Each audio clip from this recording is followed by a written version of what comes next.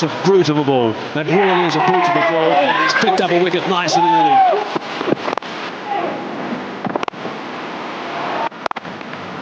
And he's found that gap again.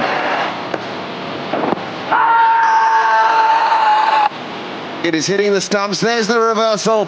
Nathan Lyon has the breakthrough. Chances a call, and he's got him. 7 for 68. Well bowled. He's applauded as he walks off, and rightly so.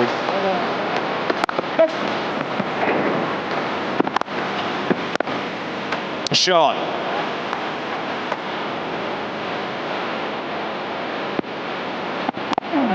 Watch the ball and drop it.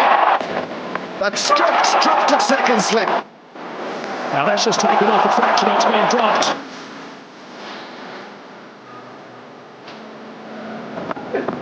Well, that's a good hit by any standards anywhere. Thanks for coming. He's punched that through the covers, and he's picked up another 100. That is brilliant stuff from David Warner. Yes, he's had some luck, but he's made them pay. It's another magnificent day at Supersport Park for the start of day 4 of this first of 3 test matches, South Africa versus Australia. And it's a test match that has been totally dominated by the visitors at this stage. They are in a commanding position, and today is all about how long it's going to take before they do declare, because South Africa are up against it. The South African top order batsmen will be thinking already about the task ahead and how many overs are going to have to get through for the rest of this test match to try and save it. Graeme Smith has had so much on his mind throughout this test match, of course, his own form, the captaincy, and most of all he's probably thinking about what he did at the toss, I guess, and how things might have been a little bit different. Good to see the crowd in, sold out today at Supersport Park. That's great news, and the forecast is beautiful. It's going to be about 30 degrees again, and also expecting the chance of a bit of a thunder shower later on. But what a day ahead of us. Alongside me I've got H.D. Ackerman and also Michael Holding as we look at the match summary, and it just tells us straight away that Australia have been totally dominant. Michael? Yes, everything has gone Australia's way. Just like to say hello to everyone around the world watching this broadcast. Bright sunny day again, and a few more people in the ground, and South Africa certainly will be hoping that the crowd can inspire them to some better performances. First of all, with the ball, they don't want Australia to get these runs that they'll be looking for to declare too quickly. And then secondly, with the bat, when it's their turn at the crease. Here we go, Morné Morkel, first ball on day 4. Some extra bounce. Now it's been quite interesting. That's wrapped him on the glove. Most of the variable bounce have been deliveries keeping low so far. First up, 1 climbs.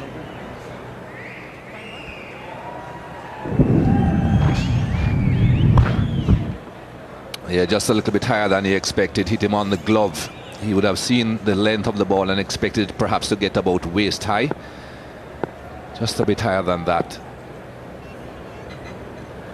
There are a few cracks out there, and they are getting a bit wider. Yeah, they're considerable now. Should also be weighing in the South African batsmen's minds. And this crowd that's turned into Supersport Park today are we hoping for a real gutsy performance from the home team. There's more than another one. That's a nasty thud. Got a couple yesterday evening as well. Shaun Marsh. We always hear Kepler Wessels talk over and over again that sometimes short deliveries just gets the better of you, and whether you like it or not, you just got to take 1 or 2 on the body. Yeah, and that at 140 k's per hour, Mikey. Just makes things a little bit more difficult for the batsman when the bounce becomes inconsistent. I'm absolutely sure I expected that to bounce a little bit higher and go over his back. Bowling from the end he doesn't normally bowl from, actually. Prefers to come from the pavilion or the commentary box end. He's bowling from the Henops River end this morning at Supersport Park.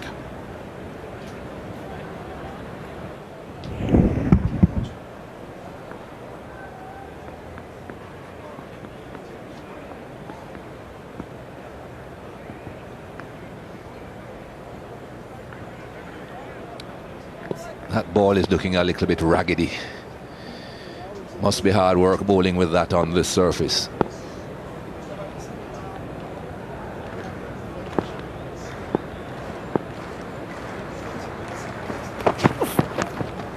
He's nicked that in his corner. Goldstein has struck. He's picked up a wicket early on day 4. He's pretty pumped up about a good grab by Avery de Villiers. It is the end of another good knock from Shaun Marsh, and South Africa certainly needed that. Well, let's have a look at this. The length again is so important. A much fuller length than they have been doing on so many occasions. But of course, Dale Steyn does tend to pitch the ball up a bit further than Morne Morkel. But that's the length that Morne Morkel also wants to be trying to hit. These batsmen are not going to be coming forward too often. Good line, good length, and a wicket produced. Shaun Marsh goes for 44. 290 for 4 Australia. Interestingly enough, he's not the only one going off. They're all going off. Michael Clarke has decided that's enough. Well, there it is. The Australian declaration has come before anybody imagined that it would. 290 for 4, and that is simply because of the conditions out there. Michael Clarke has spent some time on the pitch and thought, this is ridiculous. We need South Africa batting, not us batting. We have an interesting day ahead of us, I suspect. Let's have a look through the Australian wickets that fell in this innings. That was Chris Rogers right at the start with that extra bounce. The second time in the match he's been unable to deal with extra bounce. Yeah, it's always an unlucky way, isn't it, of getting out. You always feel a little bit aggrieved. This was Warner, who batted quite beautifully for 100, albeit that he was dropped 3 times. But eventually Peterson, I think, if anything, he's forced Warner into a mistake in terms of misjudgment of length. He should certainly have played forward to that. And then Doolan, a few short of a century on debut, and one has to feel for him to a degree. What did you make of him, Shaun? There was certainly a calmness to him, and then just now, that was Shaun Marsh. That's why Michael Clarke declared that Marsh got out. Clarke called it off. What did you make of Doolan? I was pleasantly impressed. I thought he had a decent technique, and it wasn't the easiest surface to bat on, and you've come up against a very good bowling unit in the South African unit, and he more than stood his ground, and I think he's got a bright future ahead of him. Well, they've got the breastplate on and the helmet. They've got some gear there. Alvira Peterson will start things off facing Ryan Harris. Peterson's average is just stuttering at the moment. He's having a difficult time, not as fluent as he was when he first established himself in the side. As more Test cricket you play, the more you can have self-doubts if you have dips in form, and it's one of the things that people don't take into account. It's no surprise when someone has a good first year, but then the spotlight, the fact that the game is panned all around the world and players get to know you quicker than they used to, makes a difference. Here's Harris with the new ball. Not knowing Harris very well, but I think he secretly will have a point to prove here. He wasn't happy with his performance in the first innings, didn't get any wickets. But we saw, or have seen in his career, he's a class bowler. Hits good areas, and this is the ideal kind of surface, where the ball's just nipping around a little bit, staying a little bit low at times. He's the man who's very likely to get a lot of deliveries in the right area. Australia with 3 slips of gully and a forward short leg. Does enough. Just hurries off the surface, slams into the thigh pad. This is the life of an opening batsman. The new ball's hard and the seam is proud. And if the bowler's any good with it, he'll hit that seam, as Harris does there.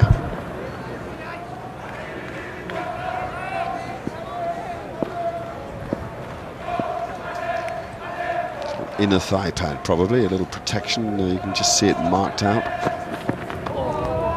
There's a very good length, that. He's got to play at that ball. You see how it kicked off the surface and was taken by Brad Haddin above waist height from the full length. Pretty good leave, this. Or is it? You never really know. I mean, it's turned out to be a good leave. If that just keeps going in, that's hitting. It's just shaped a little bit. Jack, as I was always taught, there were only 2 types of leave. A good one and a bad one.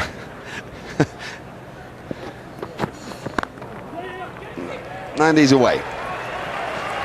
Be a relief to him. It doesn't seem to the casual viewer that there's much difference between 0 and 1, but there is.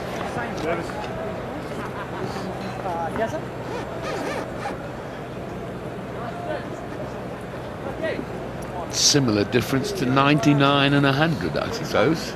Square seats, please, mate. One reach again, middle stand, please. Both successful, but one more than the other. Both unsuccessful. one more, just a little more than the other.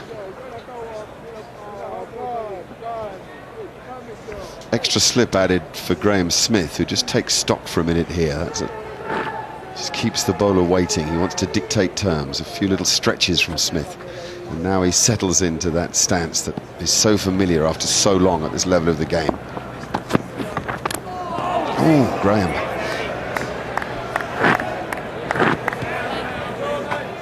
I guess it doesn't matter how many test matches you've played, you still have a right to be a little bit nervous. This looked like a real nervous sort of let's get the bat on the ball shot.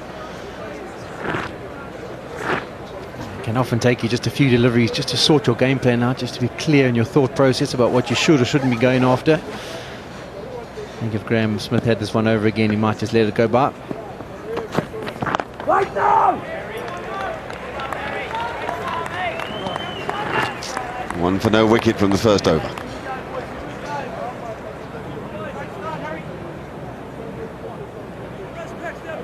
Real good length, bud.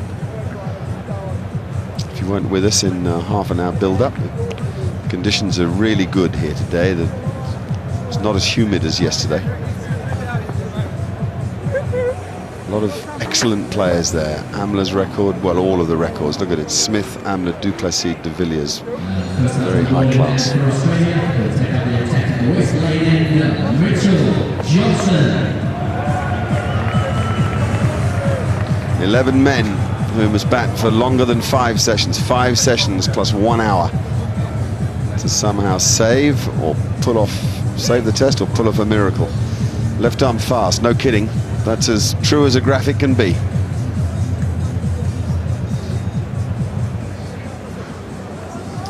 It's easy to forget Mitchell Johnson's longevity in the game. 249 wickets. Just having gone past Richie Benaud on Australia's list of wicket takers.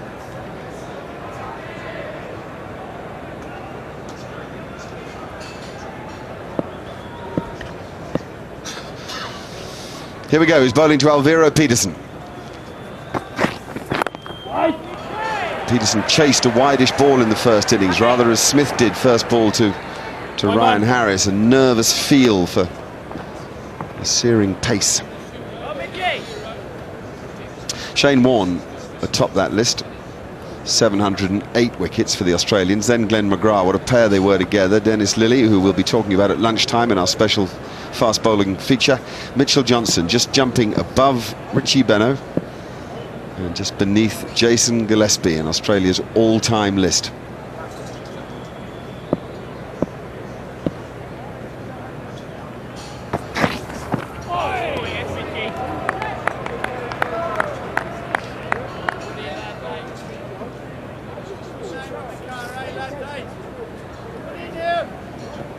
Just mentioned Peterson's dismissal in the first innings. It was a very ordinary shot for an opening batsman. It was a sort of waft at it.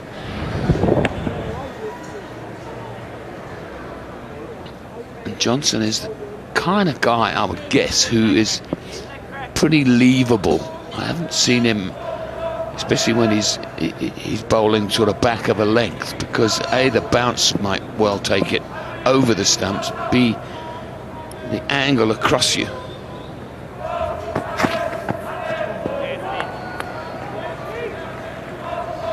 Yeah, we have seen him when he gets his action really good and gets the wrist behind. He does have the ability to shape it back into the right-hander.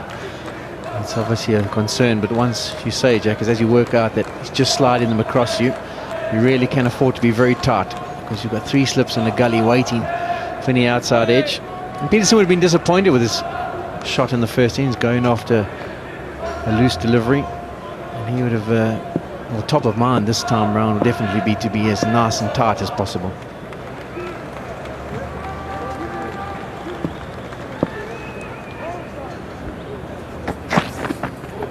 Whoa. There's nothing that Brad Haddin can do about that. His figures are saved by the fact that Alim Dar calls wide. To be fairly philosophical as a wicket-keeper in this particular game, so many are bouncing over their heads and going for 4 byes. There's a look at a very strong action It's one of the better ways of describing it. That's why it's a wide. It's about 4 foot over the top of his head. One of the obvious improvements in this action is how he uses his other arm.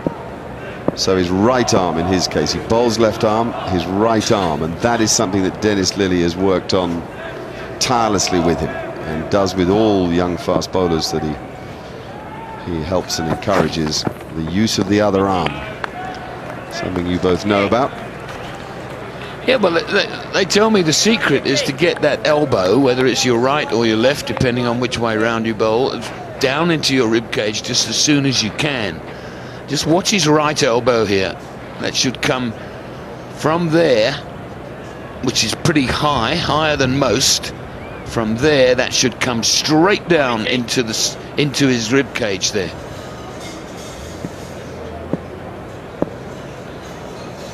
And then the finish of the action as that arm ends up pointing to the sky. Edged it, he has got him! Johnson strikes, and Alviro's difficult match is over. Mitchell Johnson goes to 250 test wickets. He was superb in the first innings. He's just taken 5 deliveries to get going once again in the second. Exactly the start Australia would have been after, and not what Alviro Peterson wanted. It's a decent length. He had to play at it in and around the top of off stump. Gets the outside edge. Comfortable catch for Haddon. Unfortunately for Peterson, he fails again. South Africa have lost their first. Mitchell Johnson, he's ecstatic. He's got Australia off to the start. Alviro Peterson, he has to go for 1. South Africa 6 for 1.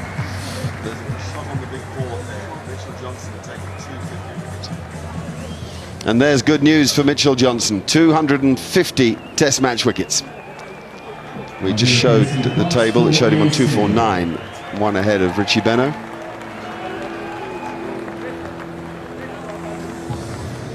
He's the 4th fastest Australian to that figure. 50 incidentally now against South Africa too. 3 remarkable bowlers have got there quicker than Johnson: Dennis Lillee, Glenn McGrath and Shane Warne, and they're the only to have done so. The average of 27.7 is improving, as of course is the overall strike rate. 1 ball in this over left, 1 ball for Hashim Amla to negotiate. Clark hasn't changed the field. 3 slips a gully. Point is well behind square, almost a deep gully. And then forward short leg. Mid-off and mid-on are pretty orthodox. This is a man who averages more than 50 in test match cricket, and that after a very, very difficult start in the game. He really struggled to find anything like his provincial form. Right. Oh, what a good first delivery, and brilliantly handled. Handled almost being the word. 6 for 1.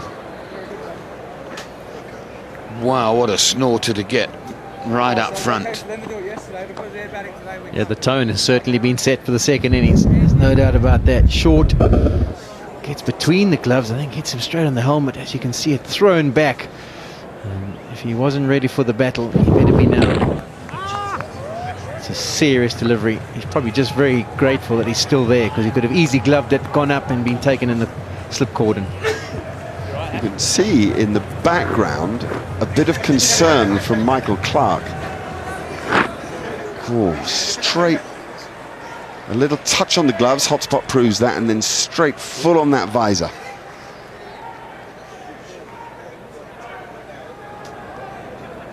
We have a contest.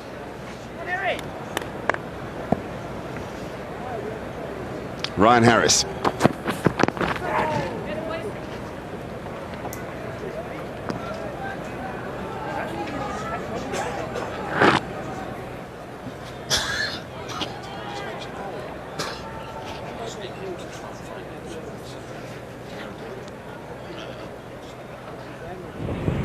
There's the wicket. No fault of Peterson here, just outstanding bowling. That he had to play at it. It's just left him a little bit, found the outside edge, and Haddon takes a comfortable catch.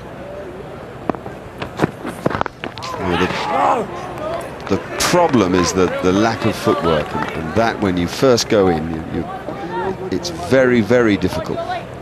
to get your feet going. If the ball is in that awkward position, off stump, an inch or two outside it, you're feeling for it, rather than getting your foot out of the popping crease and at least transferring your weight forward into the ball. It's allied to the fact the bloke's bowling anywhere between 145 and 150. You know, he'll look at that length on replay and think, could I have been half forward? If only it were that simple. If only you had plenty of time to make up your mind whether you're going to get forward or not. The line is just so good. I mean, there's no opportunity to leave that. The length is good. It's probably going to hit the top of off stump.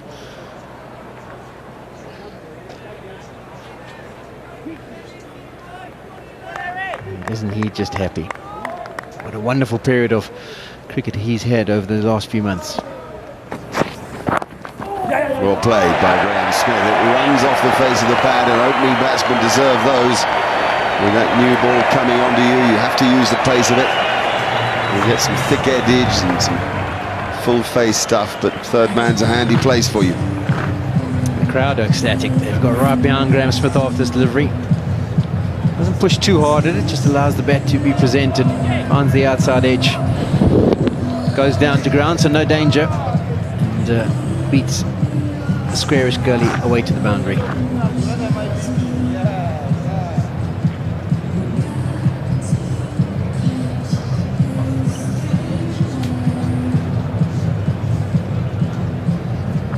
Four slips and a very square gully fielder. Smith takes his time, as he did for his first ball to Harris. He and Matthew Hayden, the comparison just made by Robin Jackman, are not dissimilar characters, combative characters, strong physically, strong mentally. Big men. Smith must stand tall and confront Johnson. Oh, what a catch! You wouldn't believe it! You would not believe it! Neither does Graham Smith. Think of all the thought process that he would have been through. The last one he would have thought of being dismissed would have been caught short leg, flicking it off his legs. But it's a wonderful catch by the short leg. Here you can see Graham Smith. He cannot believe that he's middle delivery from Mitchell Johnson, and it's been snapped up at short leg.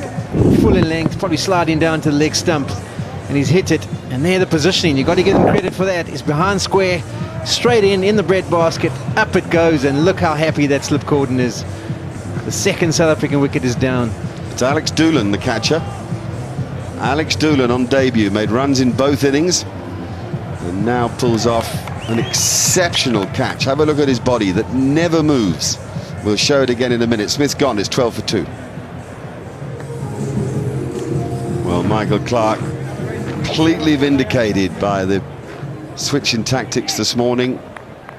I mentioned that he was adaptable, versatile, and just always thinks a step ahead, and realised that suddenly it dawned on him, we don't want to be batting out here, South Africa do. Faf du Plessis, he might average 56 now, he'll be thinking about nothing else except that ball he got in the first innings. Can he put that out of his head, clear the traffic, deal with this delivery, isolate it?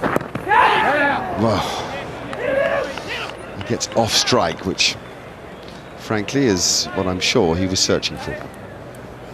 Taking a blow on the right hand by the looks of things. Here's the wicket again. Look at, I mean, he's just middled it. But watch the fielder. Bang, straight in. Yes, I mean, so good is that bit of fielding. He's never moved from his haunched position.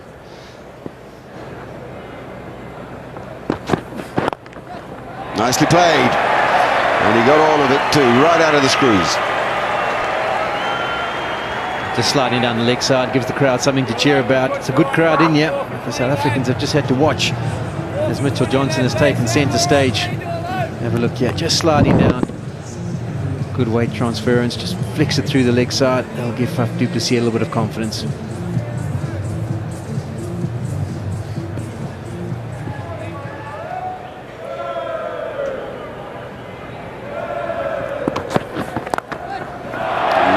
Pull stroke also goes to the square leg boundary, or the leg side boundary.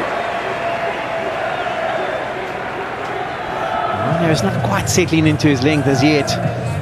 He adjusts, but over adjusts on this occasion. drags it down. Du Plessis onto it quickly. Rolls the wrists, full control, behind square. No one's going to stop that.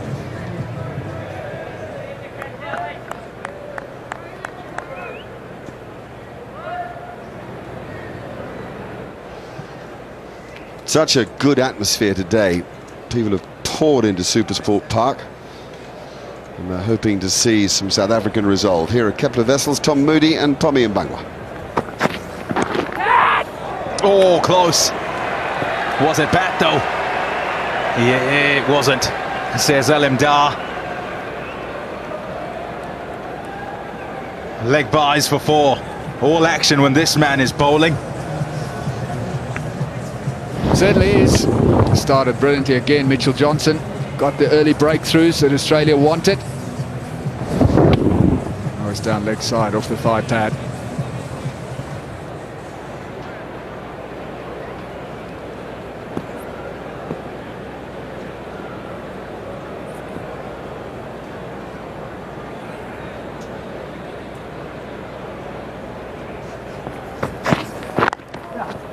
Nicely played. What a beautiful shot that is. 4 runs. It's Amla at his best.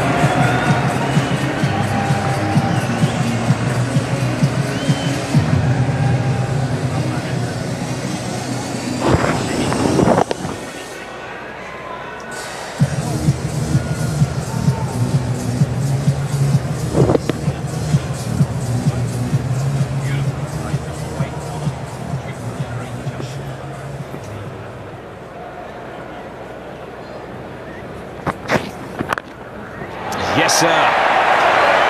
4 runs. 33 for 2.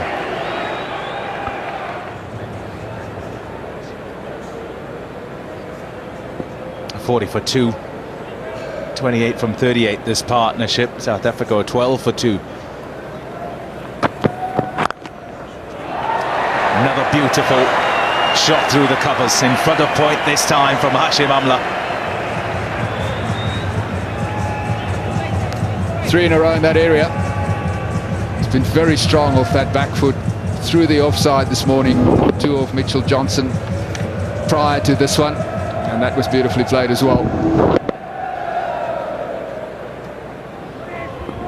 Class player, Hashim Amla.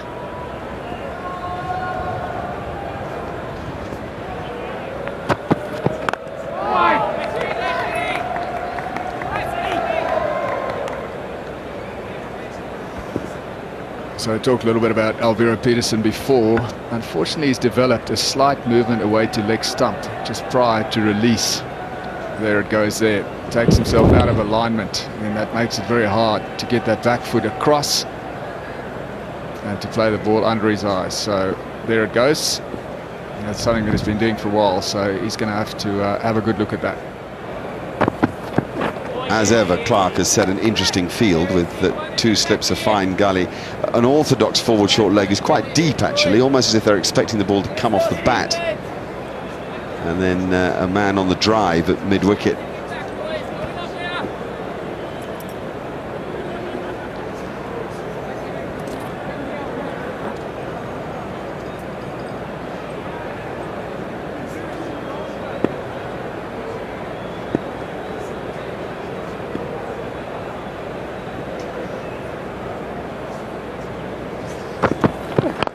That's where I expect Siddle to look to bowl with that field, a bit straighter. Although the tendency is to bowl at a 4th stump, that's very much in the recommendation from the coach, Craig McDermott, full length, full stump. I think with this surface, while the ball's still newish, I think you need to bowl a bit straighter. Yeah, with the new ball, they've had the 3 slips in the gully, so maybe there has been planned to be a little bit further outside, try and find the outside edge. But as the innings goes on, I'm sure they'll definitely look to target the stumps as the ball gets softer. So anything that does stay down and keeps low hits the stumps.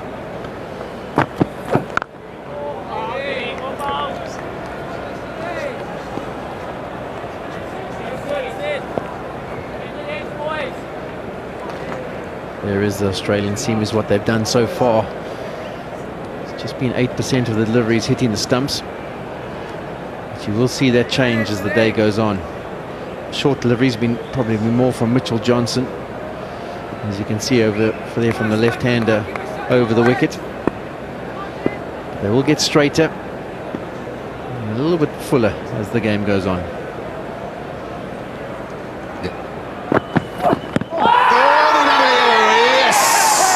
That's the point of bowling straight. Nothing that Faf du Plessis could do. The ball shooting through agonisingly low, and Australia's tactic is rewarded.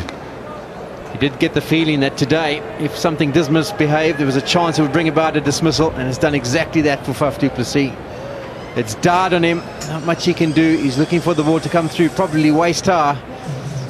It's just died, nipped back, and going on to the stumps. From wide on the crease this time, Siddle. There you see it hits it, nip back. Was the contact just close on off stump? It's tight, but it goes in his favour. He picks up the third South African wicket. There you can see how low down on the pad it's hit, underneath where the bat was. An umpire's call. So good decision. Ends up hitting the off stump. Faf du Plessis has to be on his way. South Africa 49 for 3. Baby de Villiers, the class act in the first innings, and he takes guard here with South Africa in dire straits. 49 for 3. Michael Clarke with a lot of interesting ideas here. We've got an extraordinary leg side field. Short leg, short mid-wicket, short mid-on. A little umbrella short on the leg side. Siddle now looking to bowl straight again. Does, and AB de Villiers is able to lead alone because it's a little wide actually. 49 for 3. De Villiers has got a better mind than that and greater skill. Yes, it is a quality shot. You did hear some oohs and ahs after the ball met the bat of AB de Villiers. Because what they've done is they've opened up point. So if he wants to play it square, that's fine, because there's still 2 slips in the gully in place.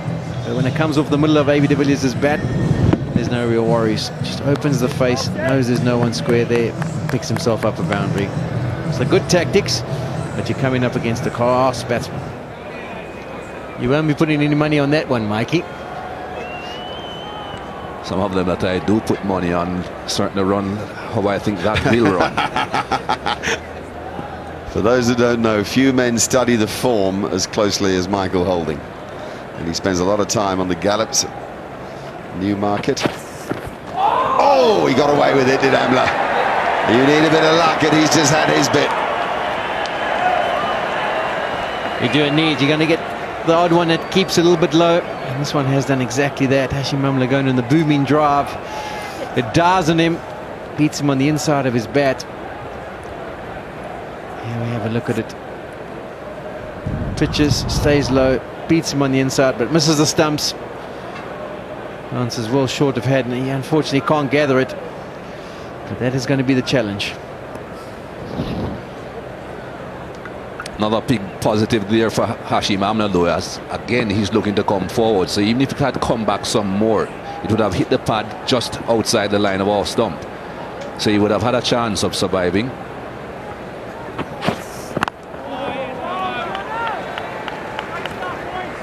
Tremendous display from Hashim Amla. As lunch is called by the umpires, he remains unbeaten on 22. Faced 48 balls, hit 4 boundaries, and he's met everything thrown at him with great fortitude and a straight bat. It's been an excellent morning for the Australians, though. A smart declaration from Michael Clarke, and 3 wickets to follow. Sean. Yes, it has been, and once again Mitchell Johnson, the man in picture, he's been the catalyst. He was in the Ashes, he's continued here in South Africa. He picked up 2 quick wickets, and South Africa once again on the back foot. So Hashim Amla, he stood tall. De Villiers, who was the leading scorer in the first innings, those are the hopes of South Africa. They rest on their shoulders. Welcome back to the start of the second session. Now this is a test match that's been dominated by Australia. South Africa are in trouble at 65 for 3. They need a lot more runs to win, and Australia thinking about those 7 wickets. It's a warm day in Centurion at Supersport Park, and it's hot in the middle for South Africa. Amla's still there. Not out on 22. The stars from the game so far: Shaun Marsh, 148. Smith, a century as well. Mitchell Johnson, 7 for 68. Warner in the second innings, as he's done quite a lot of late, 115. And now South Africa looking at the likes of A.B. de Villiers and Hashim Amla to make sure they blunt this Australian attack and take this game a lot further in, because at the moment they are certainly struggling. And they're pretty fresh, these Australians. They certainly were tearing in before, and Mitchell Johnson was bowling with great ferocity. So it's going to be tough for these guys in the sights. AB's just arrived. He's 4 not out. He's faced 7 deliveries. The 48 balls for his 22 unfinished at this stage. The last to go was Faf du Plessis. So in case you're just joining us, it's Peterson, Smith, and also Faf du Plessis, who have been dismissed. And JP Duminy is due to come in next in the commentary box. Kepler Wessels, H.D. Ackerman. Good afternoon, boys. Afternoon, Michael. So this is the key partnership, as you rightly point out. Big job to do for Hashim Amla. A.B. de Villiers played beautifully in the first innings, and Peter Siddle to open proceedings. Nice shape. Afternoon, HD. Michael, Faf du Plessis was a little bit unlucky. We always knew that was going to happen, didn't we? And that so many kept low when the Australians were at the crease, but they had the momentum, and so they would just miss off stump, just shave off stump. But the first one that kept low was gun barrel straight, and Faf du Plessis was gone. Do you mean unlucky in this innings or the first innings as well? The first innings was just a very fine delivery, wasn't it? Wow. What did he say to me this morning? He doesn't want to see ever any of those again. Quite right too. Have a look at Faf. This is how do you play this, Kepler? Well, just about impossible, isn't it? So that's a strength of Siddle and Harris. They bowl straight at the stumps, so if there is uneven bounce, they're going to maximise it. There's a really nice buzz at Supersport Park today. Full house. I understand there's already a couple of days, the first couple of days sold out in Cape Town for the 3rd Test match.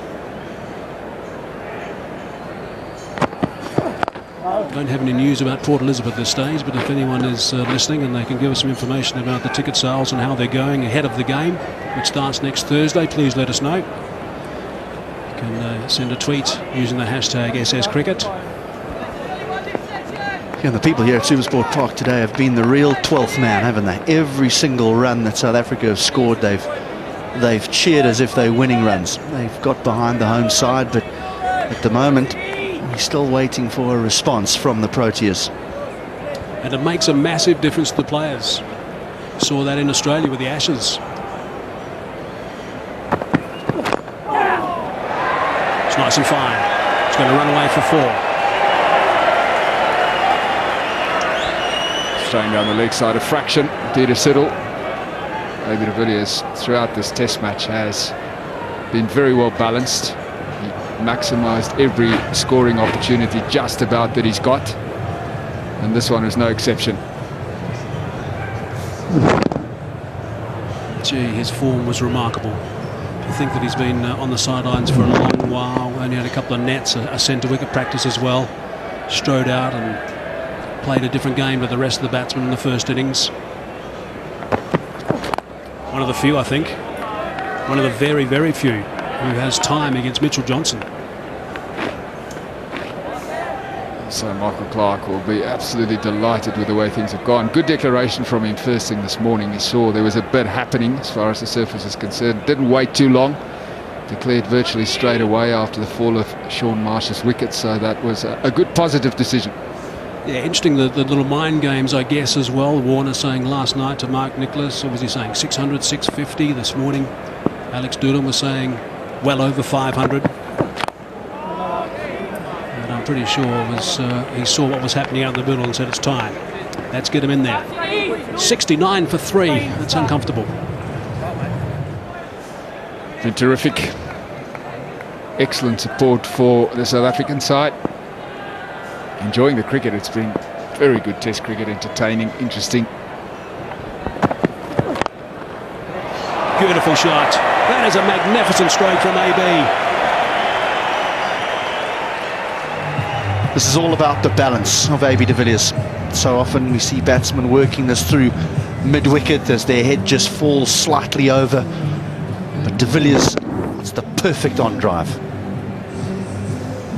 Well, how simple does he make this look?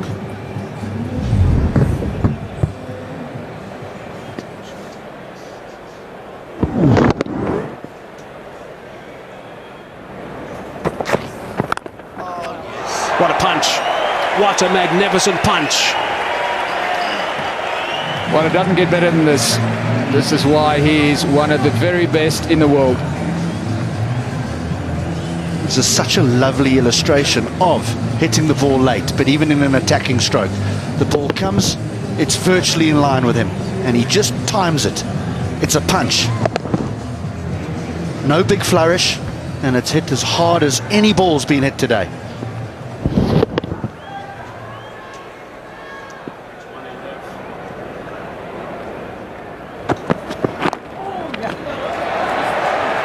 Good timing again. Running away for 4. It's good stuff from Umla.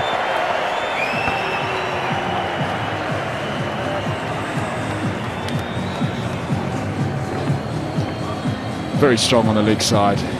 Very good timing as well by Hashim Amla. Good placement. Just the one away now from 6,000 test runs.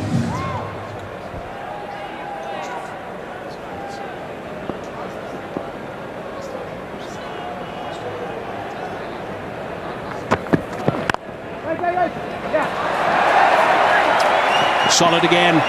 This time a punch down the ground. He's going to look to come back and scamper for the 3rd. He does.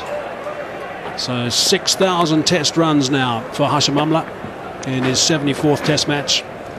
The 6th South African to that milestone. And the 2nd fastest South African after Graham Smith, who did it in 72 tests. There's an edge and he's got away with that. It's gone over the top of first slip and raced away very quickly for 4.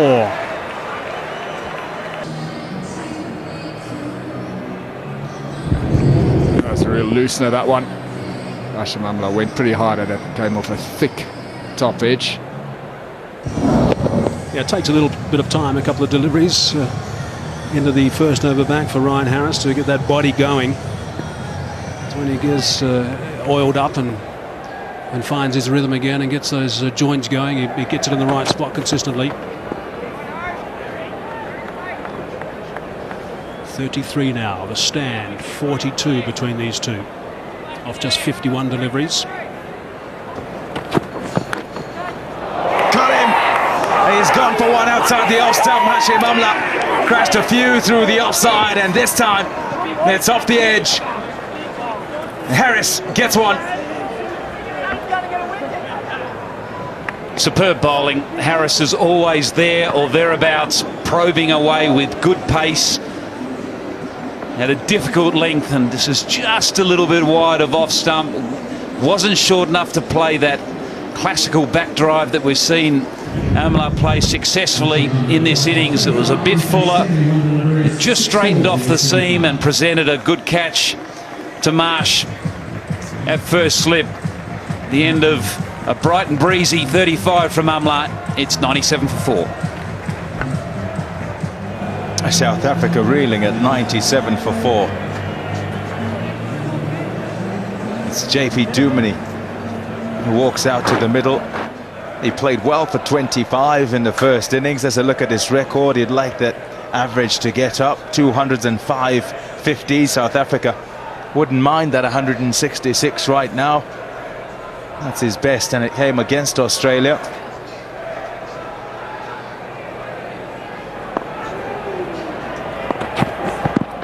Oh, big shout, huge shout. Nothing doing from umpire Alem Dar. Question is whether it pitched in line or not. That is the big question. Height was not an issue. It hit the middle of the pad. It was a foolish delivery. This gives us an indication whether there may have been a little inside edge there. So it looks like that ball's deviated after it's passed the bat, so there may well be an inside edge. Hotspot will give this away. There it is.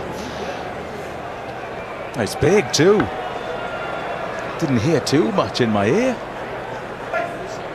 good chat from umpire Ian Gould, and referring the information back down, said brilliant decision, stick with it please. That was because of the inside edge. Wicket maiden for Harris, 97 for 4. Did pitch on, so he was in trouble if he didn't nick it.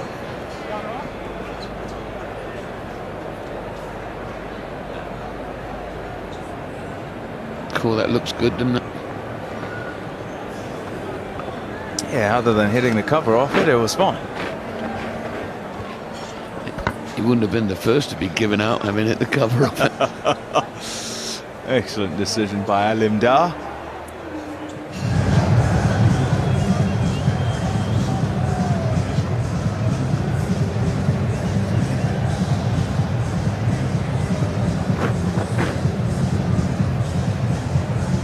So 45 overs gone, 122 for 4 it is. Still plenty of time left in the day's play. We've got 39 overs to get through, and it looks like we'll finish pretty close to on time as well. We can go to 6 p.m. local time, go through to that extra half hour. There is a bit of a shower forecast, a thunder shower forecast later. They're not exactly sure when it's going to come. We did get 20 minutes lost on day 2 of this test match. Nice soft hands from AB de Villiers, is working that, and once again rotating that strike. So it looks like that's the name of the game at the moment for these two. And that's pretty important as well. You don't want Mitchell Johnson to get the one batsman down the one end for too long, so you can really work him over. He hasn't bounced JP Duminy yet, Mitchell Johnson. I don't think it'll be long.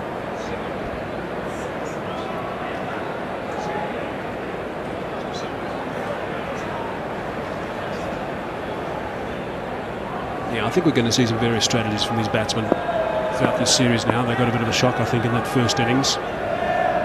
Have to come up with something to combat the might of Johnson. Brad Haddin certainly has a real tough workout. Not easy for him in this test. That's zipped away for 4 wides.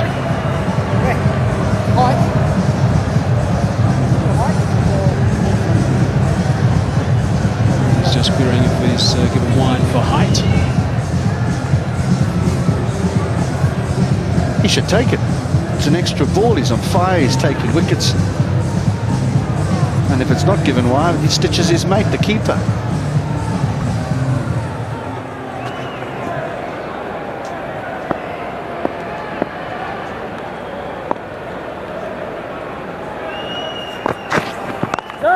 So if you really think about this situation right now of the game, yes, South Africa are in a lot of trouble here.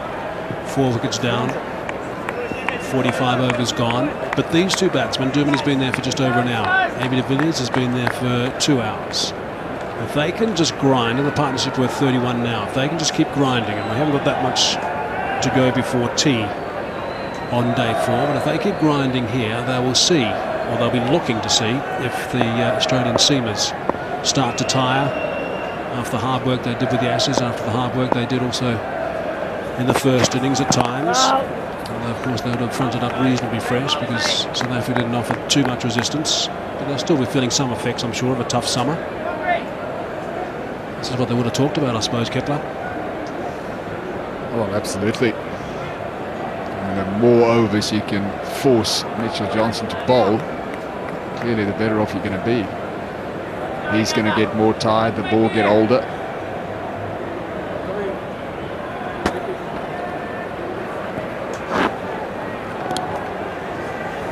I don't think this would be long. He likes the ball around the wicket to the left-handers these days. Mitchell Johnson, he gets the ball to go across him. He also bowls a good short pitch delivery from around the wicket directed at the body.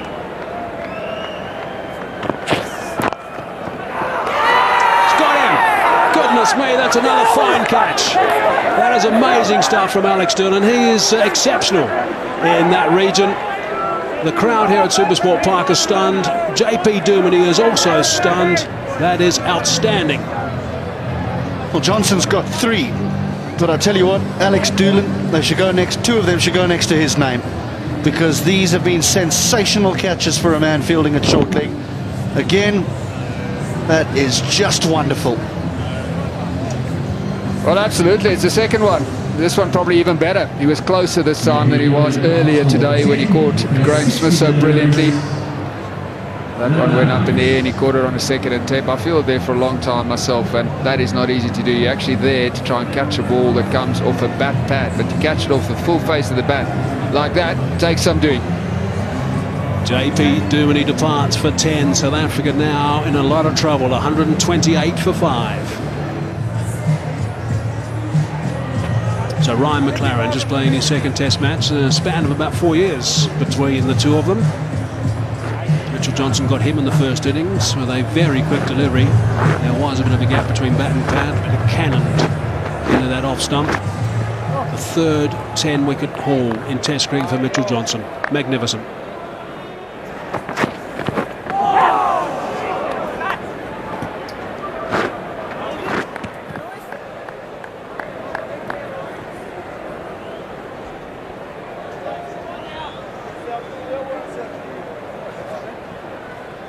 That he has. I mean, the amazing thing is he's got to take the catch. It's not like it's hit him under the arm or anything and he's clutched at it. He's moved his hands to his left-hand side to take the catch. And he did exactly the same for Hashim Amla. That is brilliant.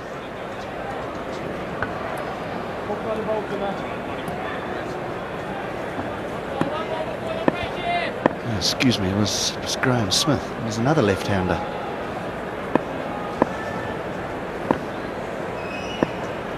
148 k's per hour, the first ball he faced.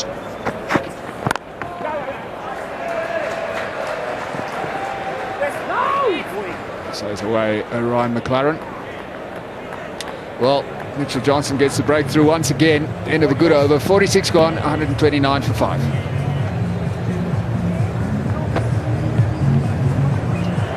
Well, this is how it happened in real time. Magnificent reaction time. I mean, that is freakish. Absolutely freakish.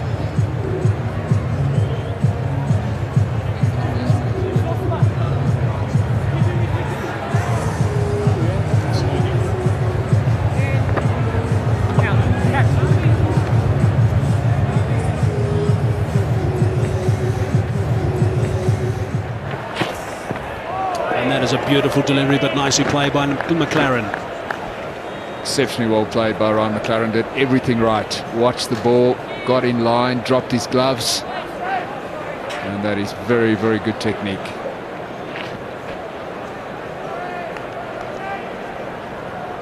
Once again swapping that line. This time he goes back to over the wicket. Michael Clark's doing a great deal of change in the field. There's now a man short in the mid-wicket region. Oh, that's nasty. Goodness me, that's a nasty blow.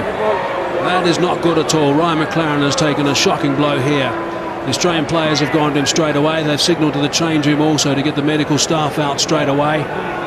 Wow, that is horrible to see. Yeah, that was sickening. Didn't like that at all. The sound of that, the impact, that really wasn't good. You know that the bouncer is used as a form of intimidation, and if a batsman gets hit, well, it's the nature of the game. It's a cracking delivery from Mitchell Johnson and hits him on the right ear. But in saying that, when a batsman does get hit, there is no player in the opposition side that wants to see damage done to the player that has been hit. Well, thank goodness for helmets. Not much Ryan McLaren could do there. That was such a good and well-directed bouncer. Did the right thing to get his gloves out of the way. He just couldn't sway or go underneath it quickly enough. Might be an idea here for him just to go off for a bit. There's Mitchell Johnson just going down to him as well, which is nice to see, and just giving a little pat and having a quiet word. It's probably changed the helmet, I would say. It's always a good idea when you've had a hit like that to just try and make sure and get a different one in case if you get a second hit on it, it doesn't quite withstand the impact as well. Maybe slightly bigger as well, Kepler. So he just releases a bit of pressure. There'll be some swelling. What's the delivery though? Because Johnson, he can bowl a slow ball in anticipation, or is he ruthless?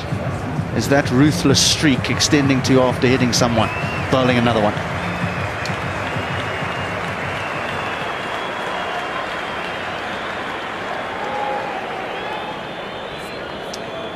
So there's one ball left in this over, and I presume it's going to be one ball left before they leave the centre of Supersport Park for tea.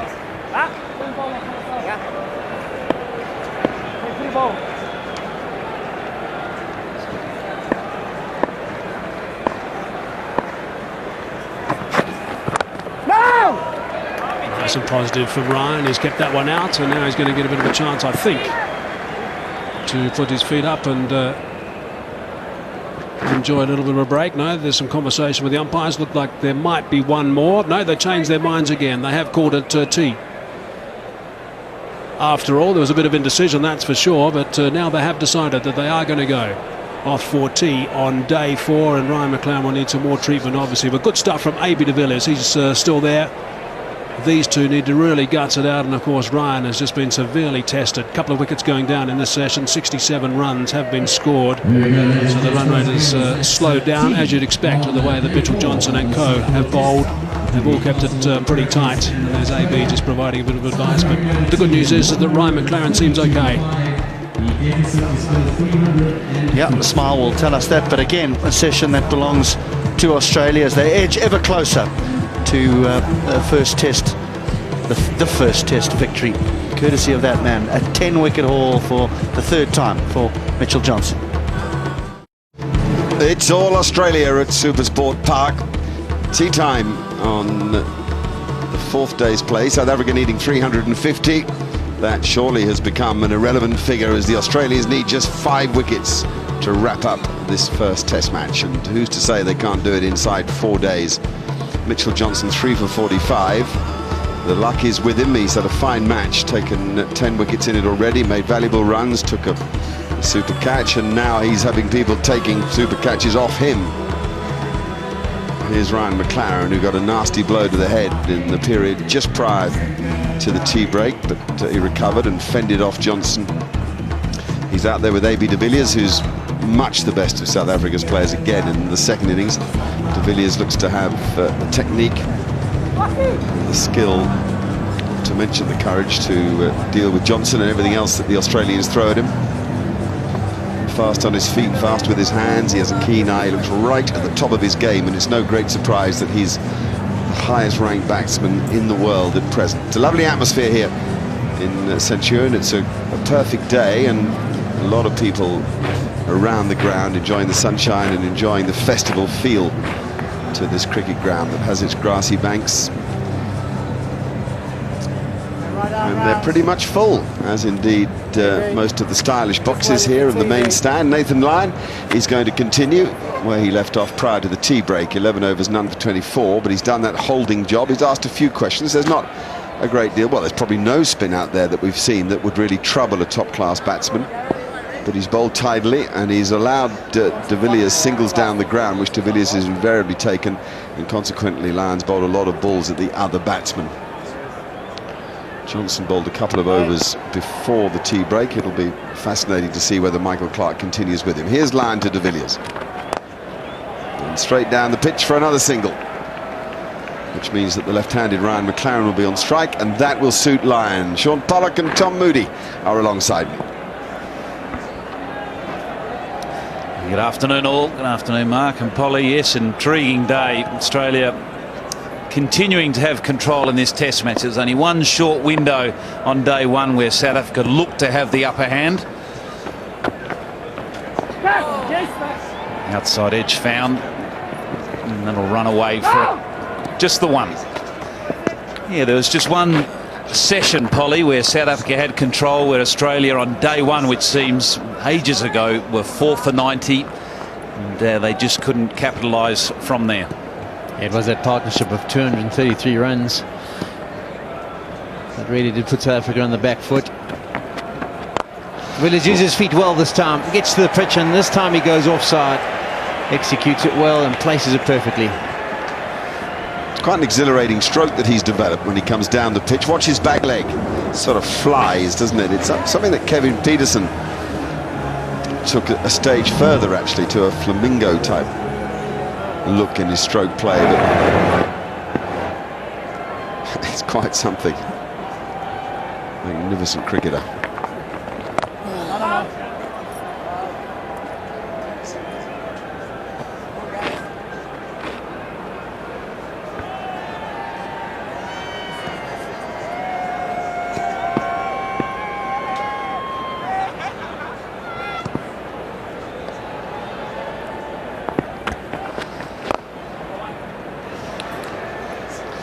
Very hard for Lyon to contain de Villiers. So quick is he on his feet.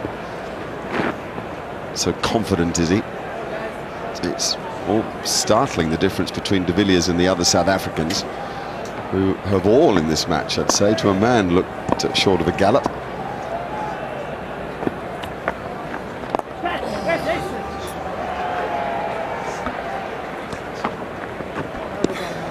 .139 for 5. Yeah, there was just one moment where Nathan Lyon saw de Villiers coming a little bit earlier than normal and tried to fire it down the leg side, but de Villiers adjusted beautifully. And he still sits there on 45 of 82 deliveries. McLaren 6 of 16. Peterson, Philander, Steyn and Morkel to follow. Alvaro Peterson and Graham Smith went straight away. Exactly the time you wondered if South Africa could fend off the new ball and give a bit of hope to their team. Bang, they both went. Peterson to a good ball and a lack of footwork, and Smith to an extraordinary catch, a catch that we've seen matched at short leg just a moment ago to get rid of Duminy. Now Johnson does continue, and Ryan McLaren, who took that nasty blow, is nicely into line. You've got to get back on the bike when you hit in the head.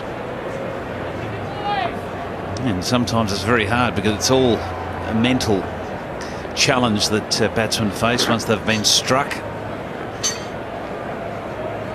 The mind can play games, and this is just before tea. Nasty blow right in the side of the head. You could hear the crack from all around the ground echoing.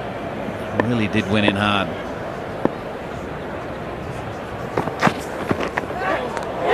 Oh, what a take! There was a noise. Absolutely, definitely. The Australians heard a noise, and there was a noise on the stump microphone. Now, what it was, none of us can be sure. I'd be surprised if hands could get as near to that bounce as the Australians suspect. Well, I think the noise was his heart jumping out of his chest. That just took off at great pace. Nasty, nasty delivery again from Mitchell Johnson. And the Australians are going to review it. It isn't a no ball. That's the first thing.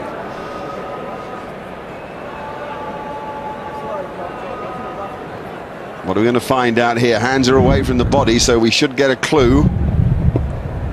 Does that clip his under his arm, maybe under his bicep? Yeah, I definitely think it's under the arm, off the bicep.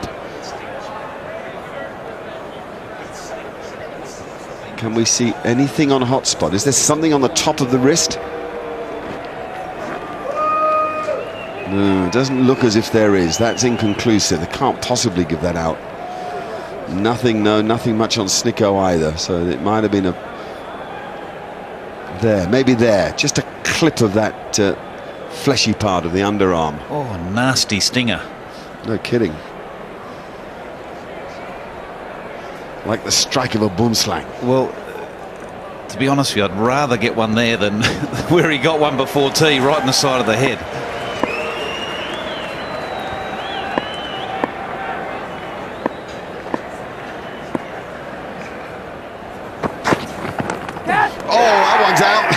That's brilliant from Johnson. One's turned down and he has a response. Too quick, too good. 6 down. Quality bowling here by Mitchell Johnson. He's banged it in short 2 deliveries in a row. One that was reviewed upstairs and not out. The following delivery, he bangs it in again. This time it's on the offside. It takes the glove through to Haddon for an easy catch. And Mitchell Johnson strikes again. It's been a torrid time for Ryan McLaren, being hit on the helmet. Now he finds his glove. Mitchell Johnson's 11th wicket for the test match. Ryan McLaren has to go. He goes for 6. South Africa 140 for 6. The fallout from the Mitchell Johnson effect is quite something. England beaten 5-0 after brilliant performances match after match by Johnson. Now South Africa on the floor and almost out for the count. Robin Peterson comes to take guard. 4 in the slip region, a short leg and a leg slip. A square leg, a cover, the only man in front of square. Well, the square leg's just in front of square. And that's high and over the slips. And Peterson gets away with what McLaren couldn't quite get away with. It's another delivery at an uncomfortable height for Robin Peterson. You saw him get out in the first innings to a similar kind of delivery. This time it finds the bat and flies over the slips. It's another fast quality delivery.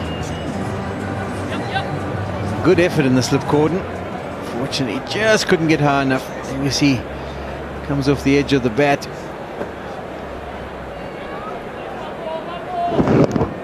Three quality deliveries at express pace.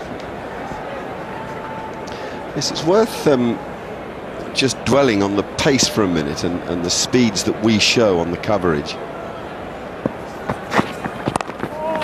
It's nicely played. In the line and just lets it run off the face of the bat. Those two balls, the one that got McLaren and the one that threatened Peterson, were at 139 almost and 142, which were 143, which doesn't appear to be that fast. It's because speed is measured from the hand. So here we have a ball hitting McLaren in the head, then the one that zips past and catches his underarm, and then the one that gets him out. All at heights that are incredibly difficult to play. The speed gun will register quicker if the ball is pitched full, because it's measured from the speed out of the hand. So if it comes out of the hand flat, it'll register quicker than if it's dragged down short. It's 146 for 6.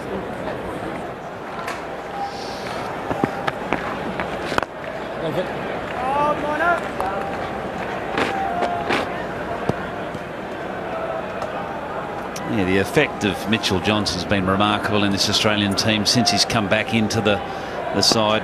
48 test wickets.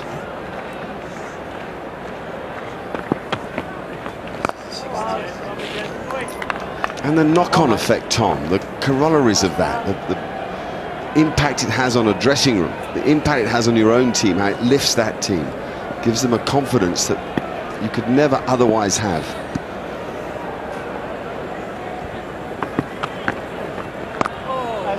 Yeah, we can talk about why this Australian team's had this huge dramatic turnaround. Is it Lehmann? What is it? Is it you know, the factor that he's brought into the dressing room, a calmer dressing room, a happier dressing room, all the things that I've talked about? But for mine, Mitchell Johnson is at the top of the list. 48 wickets at 13.25 since the first test in Brisbane. So this is the 6th test match. He's come back into the side and he has taken 48 wickets at 13 now. Not only the wickets, but it's the intimidation and the edge he's given this Australian team. Oh, look, it makes you feel 10 feet tall if you've got a super quick bowler on your side. And it's something South Africans understand, with, you know, a legacy that in this modern era of South African cricket has begun with Alan Donald and then went through the early days of Sean Pollock right through to Dale Steyn and Morne Morkel, being able to impose themselves on oppositions. But if you're consistently close to the 150 mark and you have his body strength, you hit the pitch so hard, the angles are quite awkward from left arm over, it's quite something. There's no doubt for me that he's been the catalyst. Mitchell Johnson.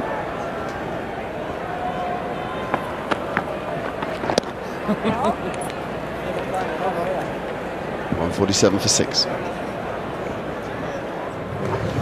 Well, look at this. Mitchell Johnson has just recorded the best match figures at Supersport Park.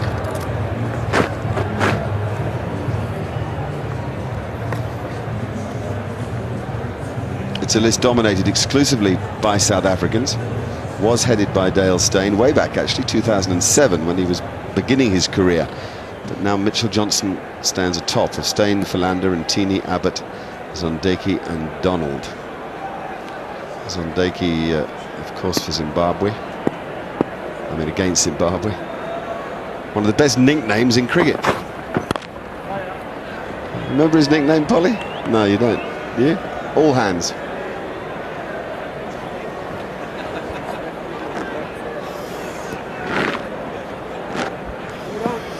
Now that you mention it, I did hear it before. All hands on decking.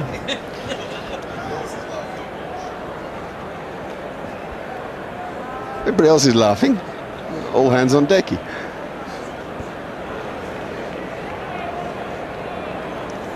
Well, it's certainly better than some you get. Polly or Warney, Miko, Moods.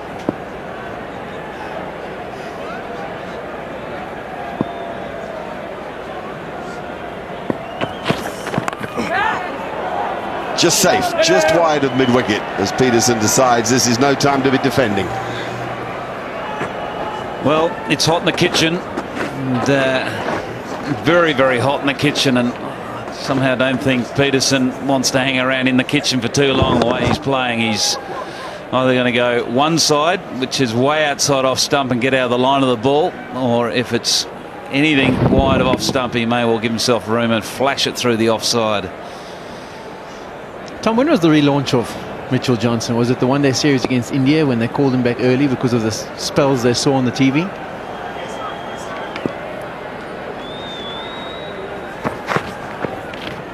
Well, I'll just interrupt. He bowled very well and very quick in England in the one-day series in September.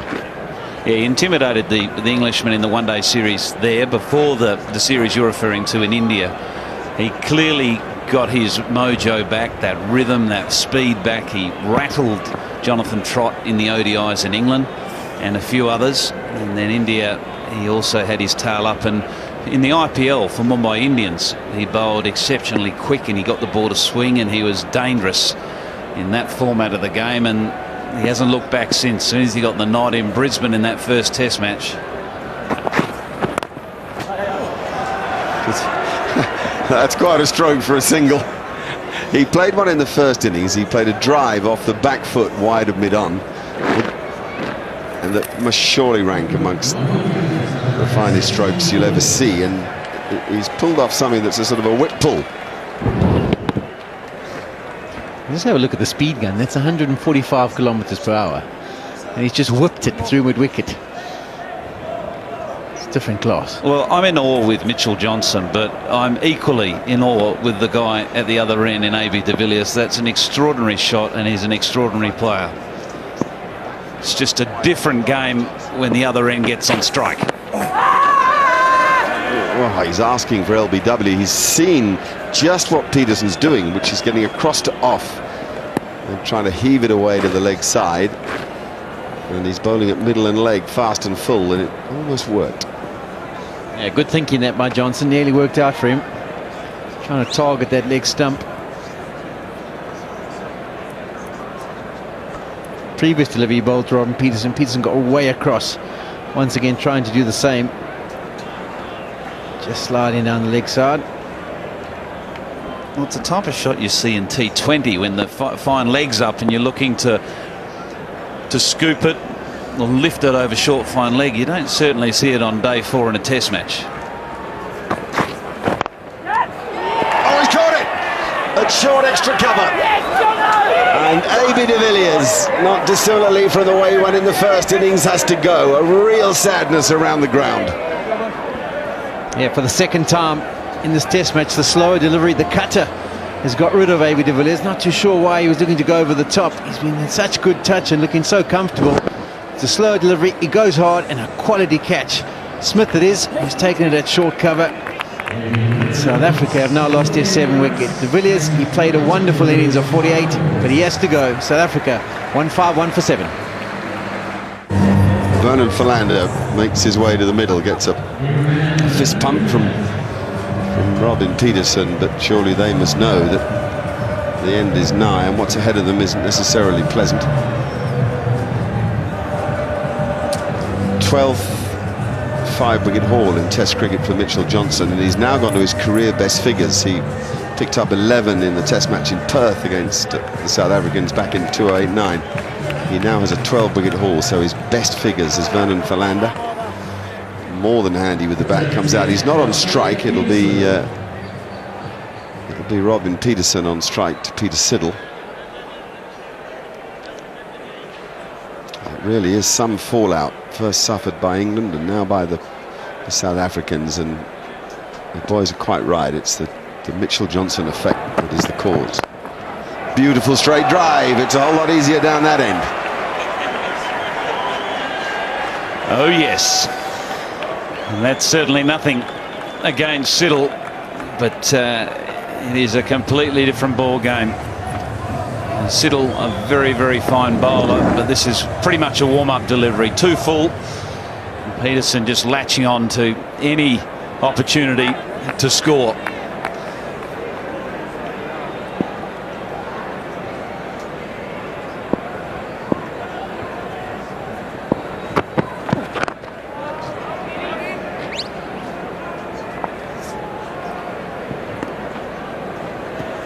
Was a warm-up delivery, but it was with 131 kilometers per hour, which wasn't that slow. Here's the wicket again. Gets the cutter out there. De Villiers back in the crease, maybe wait a little bit further back than he wanted, but he did smash it. Unfortunately for him, straight at the short cover. Good spot. Good shot, Sean. Good spot, Sean Pollock. It is. He cuts his fingers across it and just offers it to De Villiers. It's like bait. He just gets it just a little outside off stump, a little full. De Villiers, who's had to withstand so much while others around him have fallen, unable to resist. It was the same in the first innings. He cut across one and De Villiers tried to hit it there. It's a great option when you're operating at close to 150, and then your change-up doesn't have to be ultra slow, just a change of pace with a bit of grip to it. Particularly with people hanging back, can often bring about a wicket.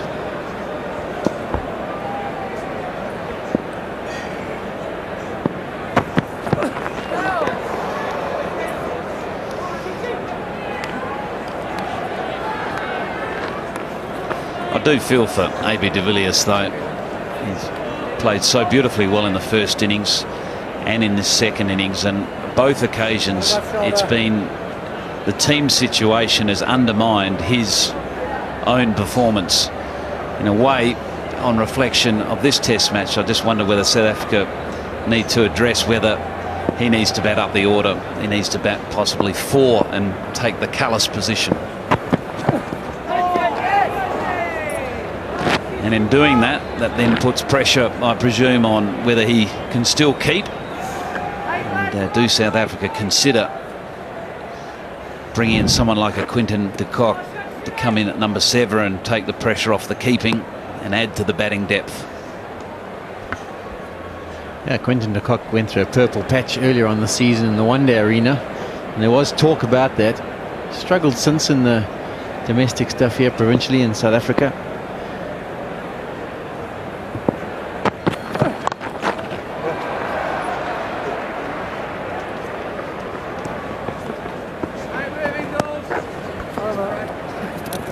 .156 for 7, but it is an option. The other thought process is his keeping up to Test standard. It's been all right in the one-day arena, but is the quality good enough to make that step up to the Test arena? I suppose it's left for the selectors to make that decision. Well, at the end of the day, the most important thing is your best batsman finding himself in the most important position.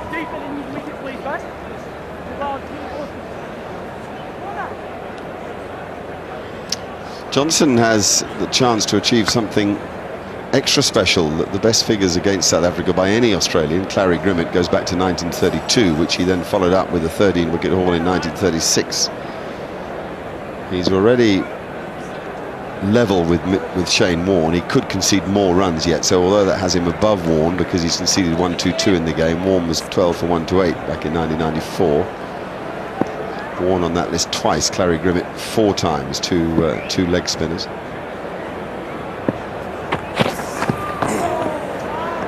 It's over the stumps. So Johnson can go past Grimmett's second best performance immediately, next wicket. And there are still 3 to take here. And you wouldn't back against him. That's clever batting. That's got some logic to it rather than the more rash stuff when Peterson can do himself no harm here by showing a bit of capacity to get in behind the ball and work it around the place.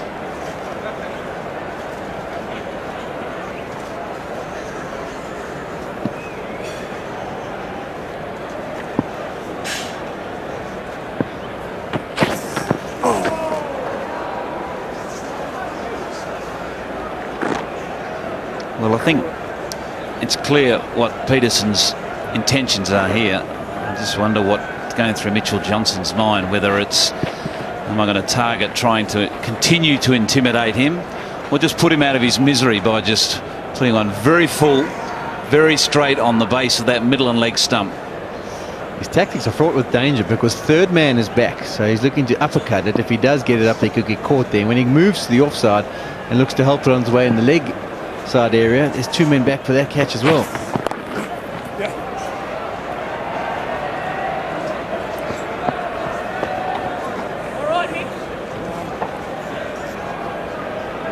There's a lot of thinking for the South Africans between now and the next Test match in Port Elizabeth. Selection we've touched on briefly, the AB de Villiers dilemma. He's clearly a cut above facing this attack than his counterparts. Is McLaren the right answer in the team balance? And probably the most significant thing they need to consider is how they're going to overcome mentally and technically Mitchell Johnson between now and then.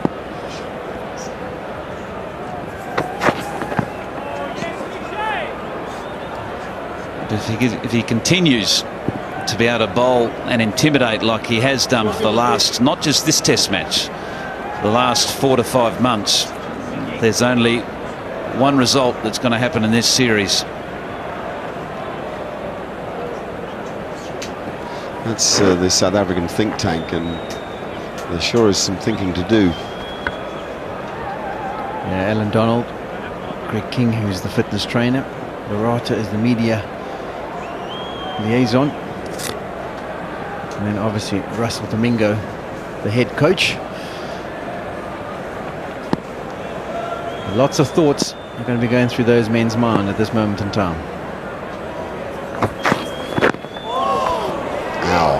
Whoa, that's a finger breaker, that. The ball spitting like a snake. Slamming, trapping the finger on the bat handle. They're the worst of the lot. Right on his bowling hand too.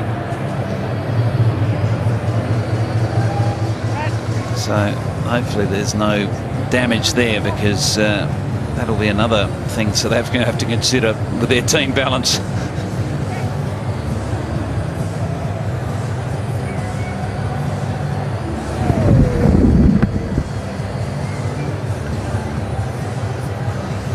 It's obviously not too serious. Brandon Jackson was trying to make his way out onto the ground. He's the physiotherapist. Vernon Silipela said, no, off you go, I'm fine, to continue.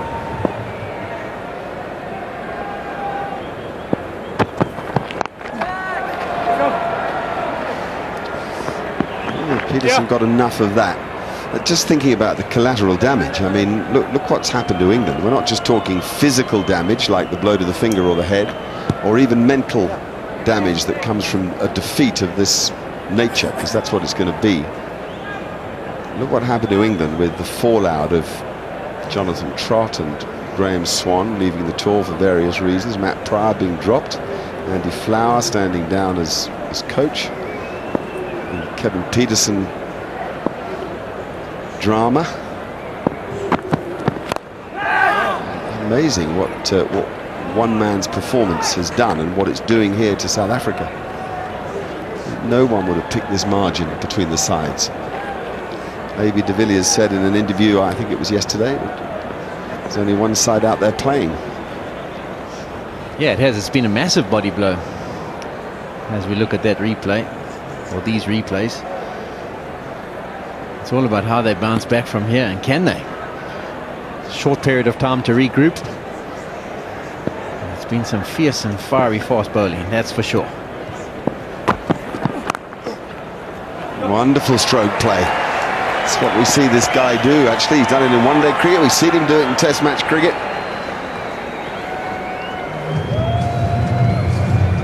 This is it when he's at his best, Robin Peterson, when he's playing his shots. Good punch off the back foot this time round. Just opens the face so it goes nice and square.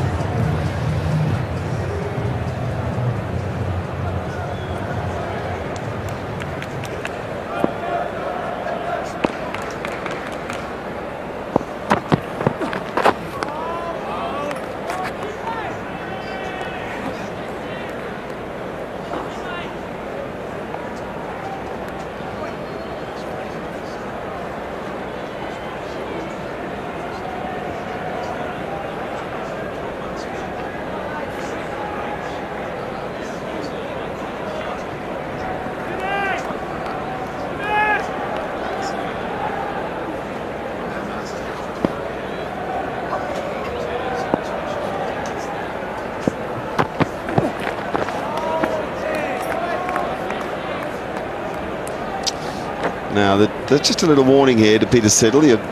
It's two that are above shoulder height in the batsman's normal stance. It's the second consecutive over we've had that warning given to the bowler. So another one like that would be no ball.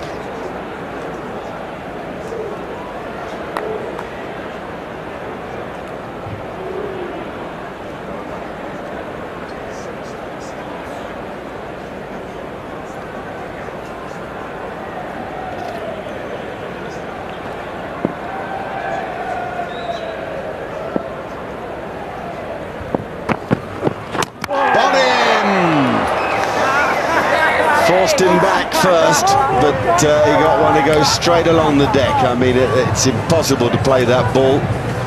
Faf du Plessis found that out earlier, and Peter Siddle's excellent straight control wins the day.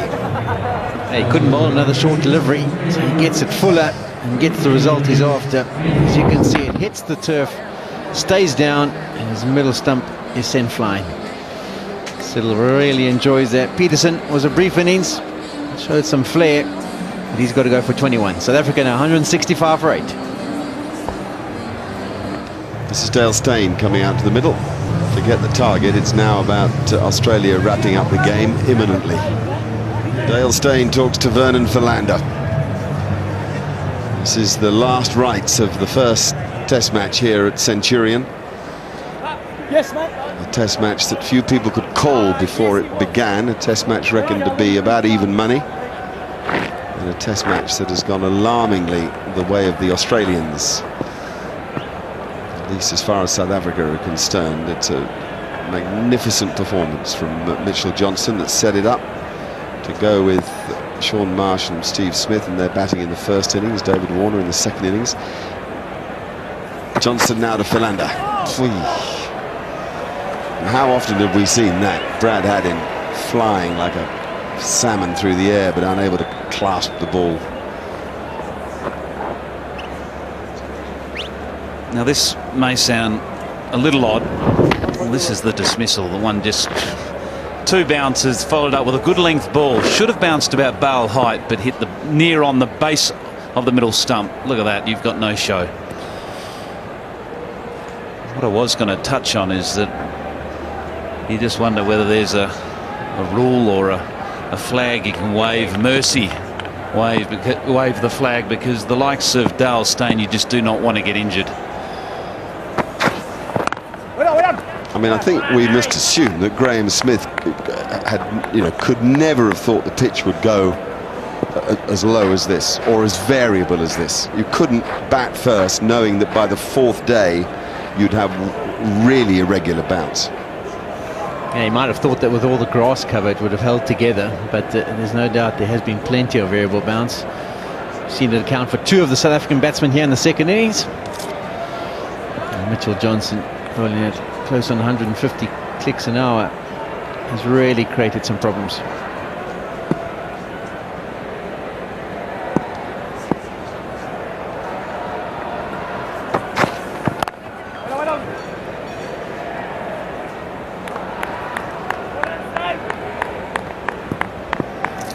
That last wicket, I noticed it was pretty close to the stump camera. You have a look at it here. Goes in low, and then you could see the ball coming, so it just quit.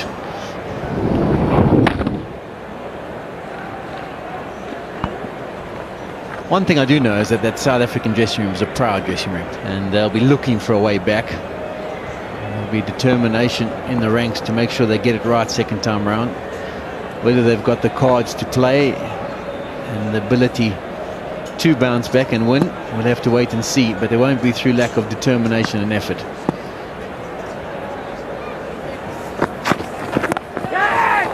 There's another frighteningly quick ball directed at the rib cage, and another example of Johnson's impact. There's no sense of tiredness. He hasn't bowled that many overs. This is his 16th. He's enormously fit and strong. Whoa, look at that. We saw an amazing one in the Ashes when Michael Carberry's bat, but the actual wood split, not down the middle of the bat, but across the top, not the handle.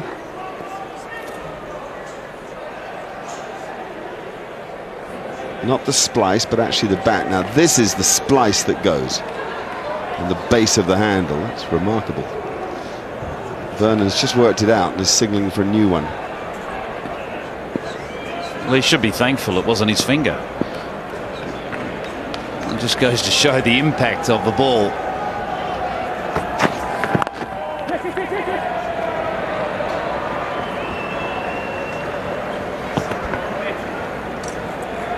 On 7-1 for 8. Here's a summary of the match. Australia dominant. Very. 397, 290. Before South Africa scored 200 just over in the first innings, and in the second innings looking very much to score just about the same.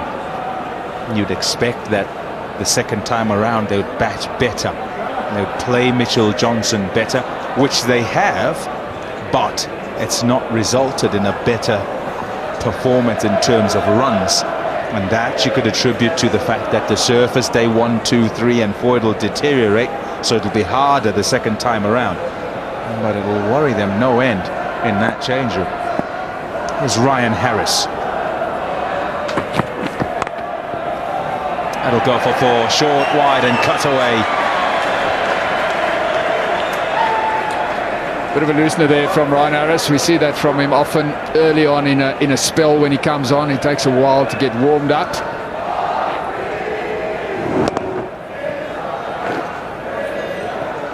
And you certainly want to be making full use of those bad deliveries when they do come. Runs have not been easy in this test match for South Africa.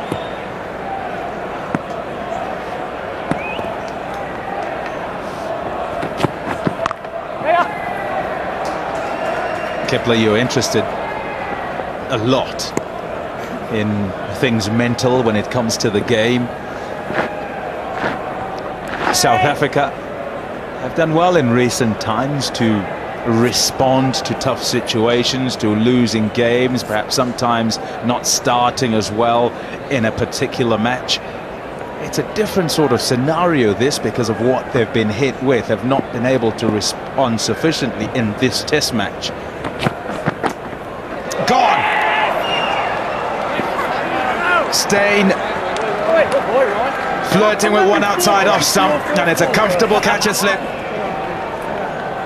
9 down. Ryan Harris gets his man, so he gets in on the act. He's been consistent during the test match. He's been a good foil for Mitchell Johnson, and Michael Clarke has got an excellent pair of hands in the slips. The only plus here is that he hasn't been hit on those fingers of his, Dale Steyn. He can come back and fight again another day. 178 for 9. work out, please. Come on, lad.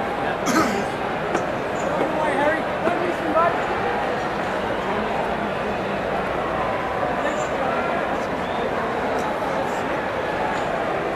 Picture tells a story. Hey, Kelly, please. Certainly does. Just the one wicket then to come.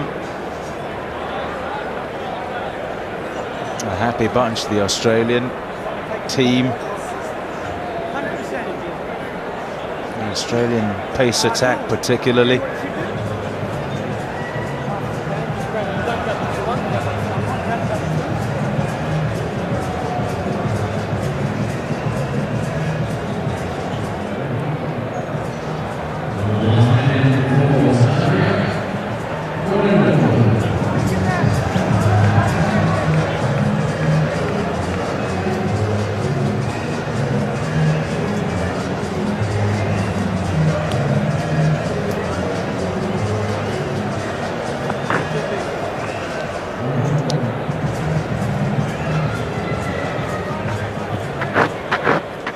Morne Morkel.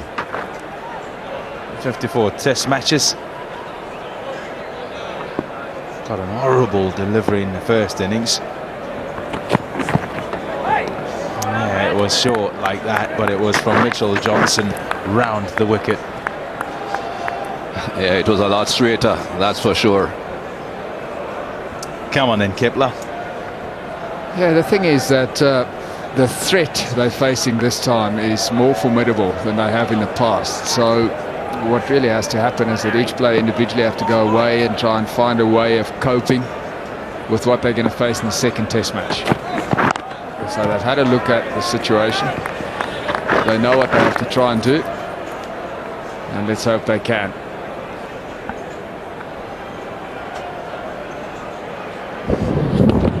Just goes away a little bit.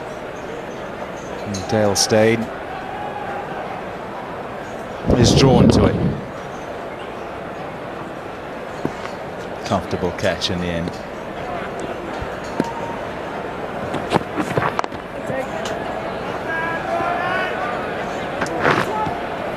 .178 for 9.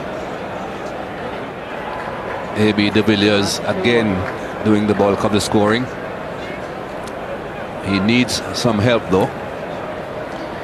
Just one more wicket, that's all Australia will be seeking, and they'll be hoping it comes very quickly. Get their fast bowlers some rest. It's well played. It's a good shot from Vernon Philander. Doesn't mind going for the pull shot, despite those two men out there.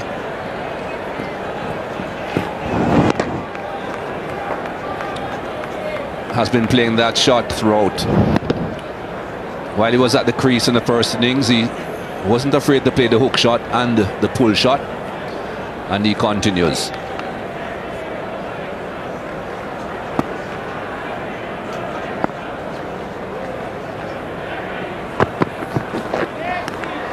A bit quicker this time from Siddle, and he'll will him to keep trying to go at it. There are two men back. There's also the danger of being caught behind off the glove. Heaps of energy still. Peter Siddle, just 15 overs he's bowled.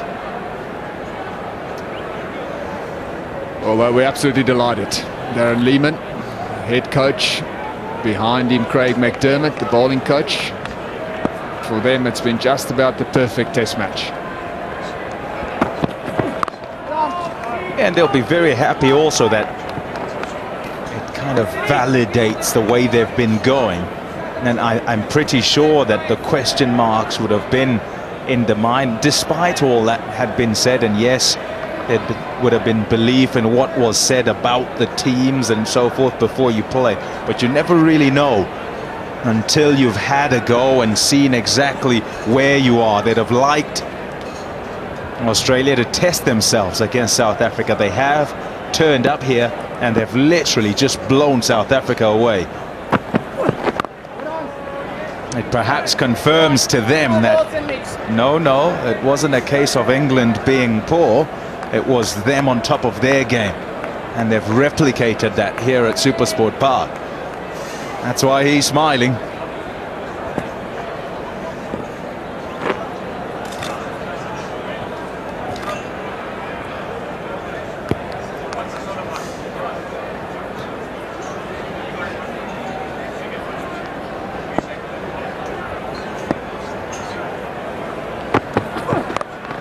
He's gone for the big one.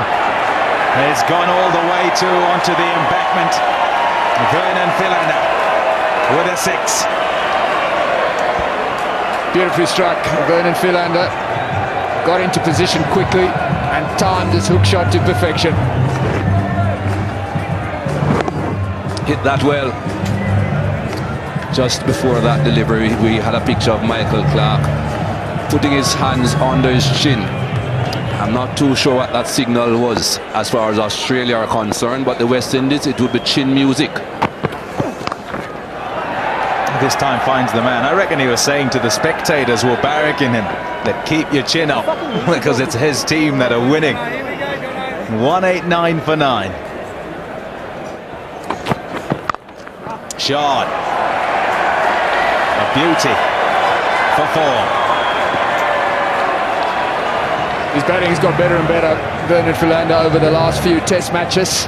He's always had ability with the bat, struggled a little bit when he first started, but he's made some useful contributions for South Africa of late.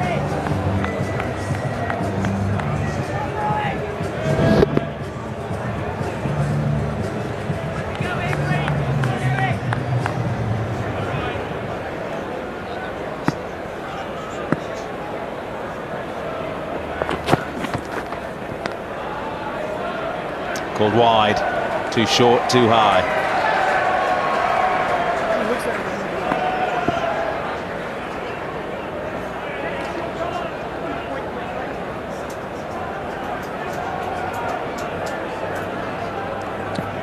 Vernon Philander pulled out of that pull shot. I'm just wondering if he pulled out of the shot because he thought to himself it was too high, or whether he thought, no, this is a little bit quicker. That's a good shot. On the up this time and through the covers again. And same result, 4 runs. A beautiful shot. On the up as well, so beautifully timed.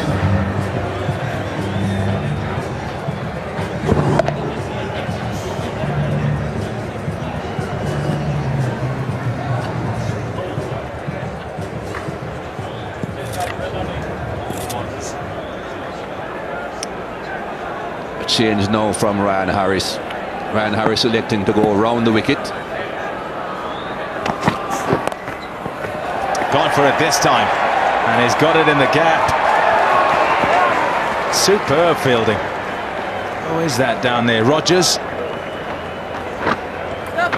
It's been a feature of Australia's performance, their desperation and quality in the field. And that's just another example of it. Right through to the end. Chris Rogers. Yeah, the third umpire just having a look to make sure that it's only a single. He's well inside the boundary. And that's good work. Philander is off strike, so that gives Harris a chance to bowl at Morne Morkel.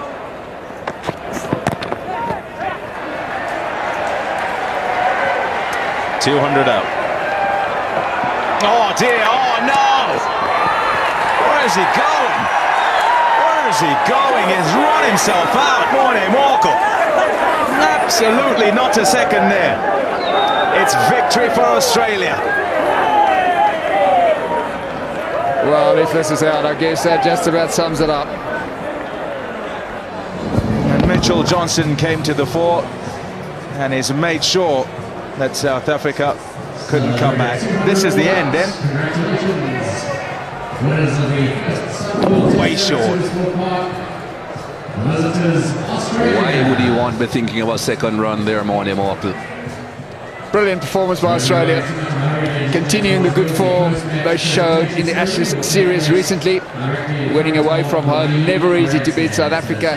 In South Africa, particularly at SuperSport Park. It'll be disappointment from a South African point of view. They've got a lot of thinking to do before the second test match in Port Elizabeth. They've come back from this sort of situation before.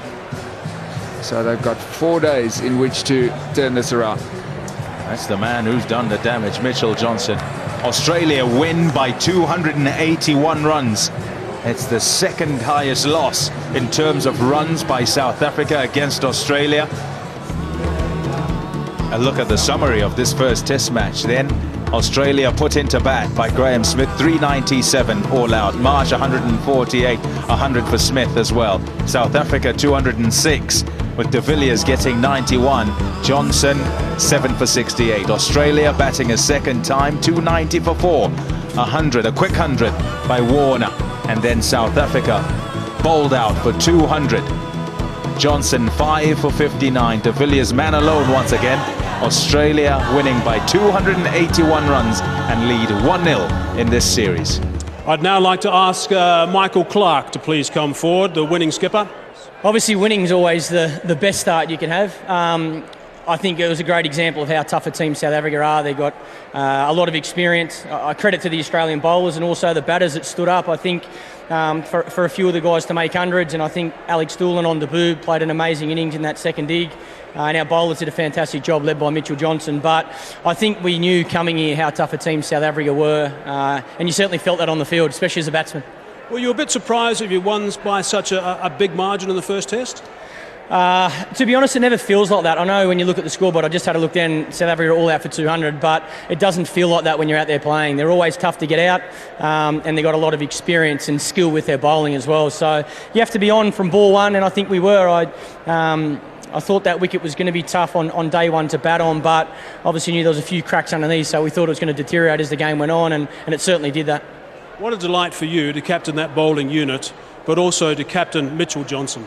Yeah, look, credit to him. He's been outstanding since he's come back into the Test team. I think through his career, statistics don't lie over a long period of time, and his record's as good as any fast bowler I've played with. He's at the top of his game at the moment. He's bowling with good pace, but he has amazing skill as well. He can bowl long spells. He's fit and strong, and his execution's perfect. And backed up today by some quite remarkable catching. I mean, Alex Doolan for starters, and also Steve Smith. Yeah, I think our fielding over the last probably 6 months has been outstanding.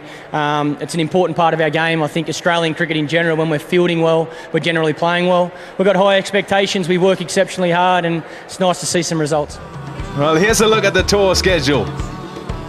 First test won by Australia. We're off to Port Elizabeth. 20th to the 24th of February is the second test match before the final one in Cape Town.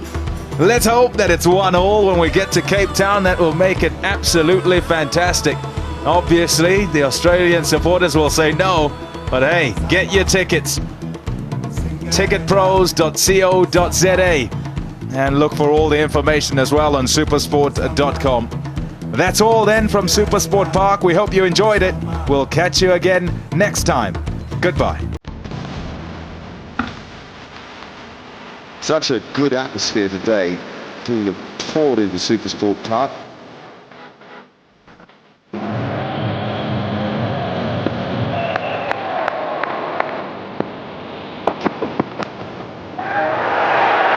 Australian strikers picked up a wicket early on day 4. He's pretty pumped up. Michael Clark has decided that's enough. So this is fascinating. Michael Clark has said a lead of 481 is enough.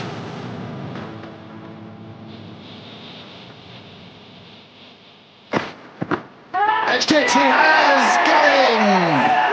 Johnson strikes.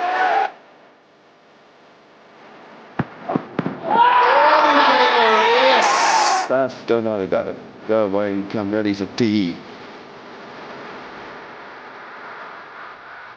Oh, how about down.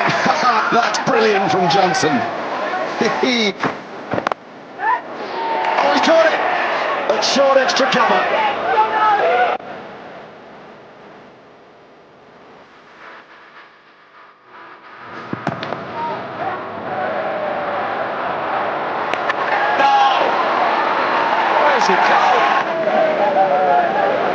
It's victory for Australia. This is a presentation of Fox Sports.